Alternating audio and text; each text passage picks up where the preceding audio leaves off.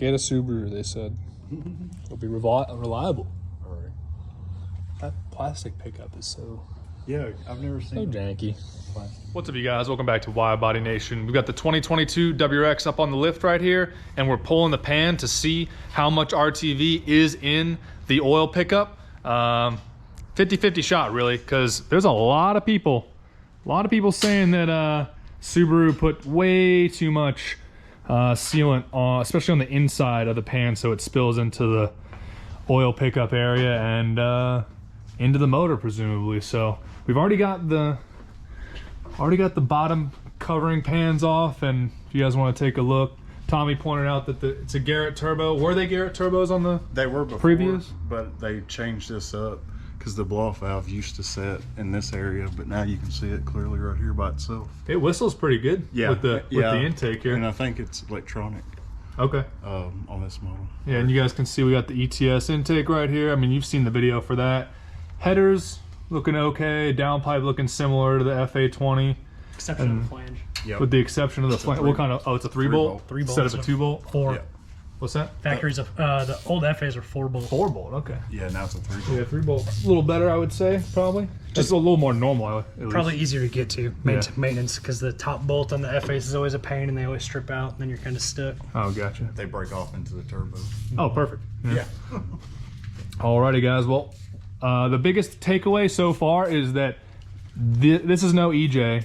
Where, you know, if it's a stock EJ, Tommy, you said you could drop the pan without doing anything, right? No, you just Jack up the motor. Yeah.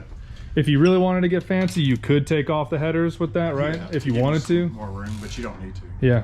But with this, we're taking off what? Turbo, headers, J-pipe, J-pipe. all the feed and lines then, and drain lines for the turbo. Oh, damn. Yeah. Oh my God.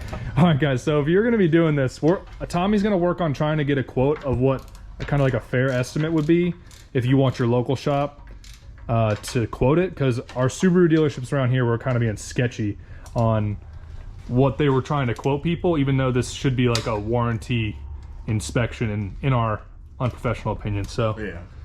that is a contraption and a half. Or they don't jack the cars up there. Yep. Housing to downpipe. All right, y'all, we got bad news. If you guys are doing this yourself, or if you have a shop doing it, another thing that you're going to run into is Subaru decided to start using these locking nuts on the hot side of the turbo to the downpipe. So you can see that one of them chewed up a stud pretty bad, and Adrian was saying it heat cycled enough where that stud doesn't really want to come out either. So hard to see, but same thing as the R35 GTRs, right? Yeah, the downpipes and those do the same thing. So I don't think we're going to use those same nuts. No. Okay, No, yeah. we got different ones. Okay, cool. Yeah, so we'll try to get that. We'll get that stud out and replace that stud. yeah, We just might need to use some heat and. yeah. Oh, because it's seized up on the other side. Yep. Yeah. All right. So heads up, just another pain in the butt part of this this check here. You know. All right, guys. After about almost 2 hours of work, Adrian got everything off. So everything from the turbo, the header, bunch of different lines are crimped, coolant. Obviously, the oil pan's off, which is what you guys are interested in. And all right, guys. So this is the bore scope that Adrian used to actually go up into the oil pickup after we dropped the pan.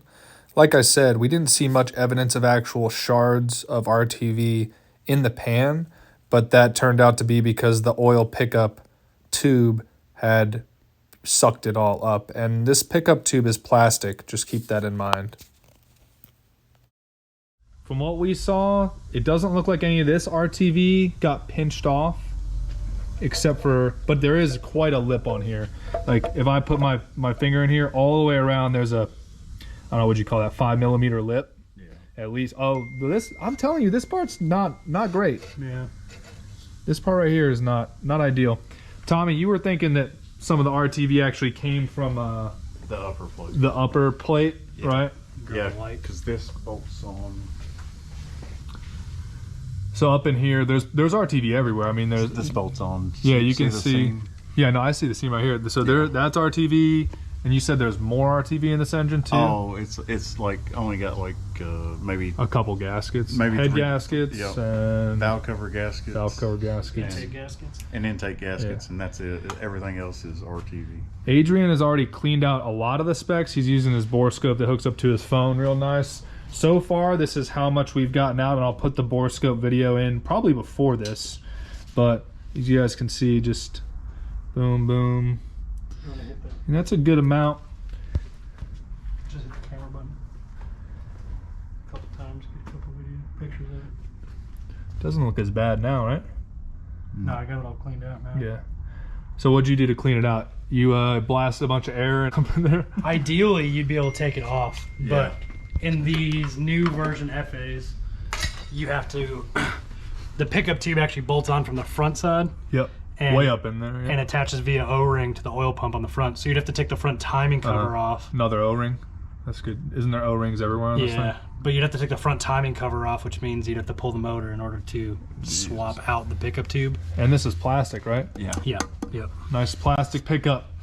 But yeah, this was definitely one of them that definitely had crud up in it. And I got videos and pictures of before and after, so you guys can post it in the video. You got any kind of thoughts about that whole takedown process? It took about 2 hours to get to this point. Yeah, it took a little bit longer just because it's the first time we've gone into one like this, or into one of these models.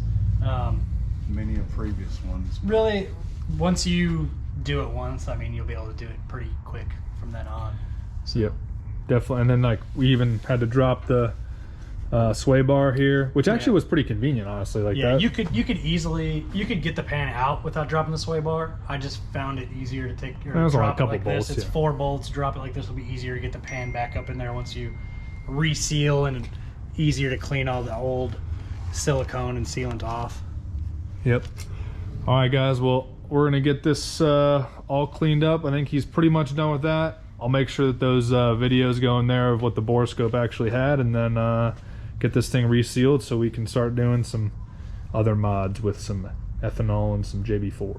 Yep. All right, guys. So basically, to wrap it all up, before we put it back together, before we start scraping oil pans and bottom of the block and everything, the process to get all this off was a pretty conservative 2 hours, and that's without prepping it to get back on. You had to do everything from dropping the sway bar back to taking the headers, taking the turbo, taking all these lines, taking the intake off.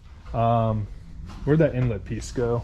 Right there. That crazy. Oh, there it is. This whole like crazy inlet piece, undoing it all. So you guys have seen the bore scope now. Now there's here's this one more time. That's what was all up in there, various sizes and shapes of RTV. However, Adrian's got the oil pan, but there was no evidence that it was from the oil pan, which is honestly more concerning to me than if it was from the oil pan, because at least we would just say, okay, cool, we're about to, shave this thing down and do it right. The oil pan, there was almost no spillage on the outside. It was all spilled to the inside.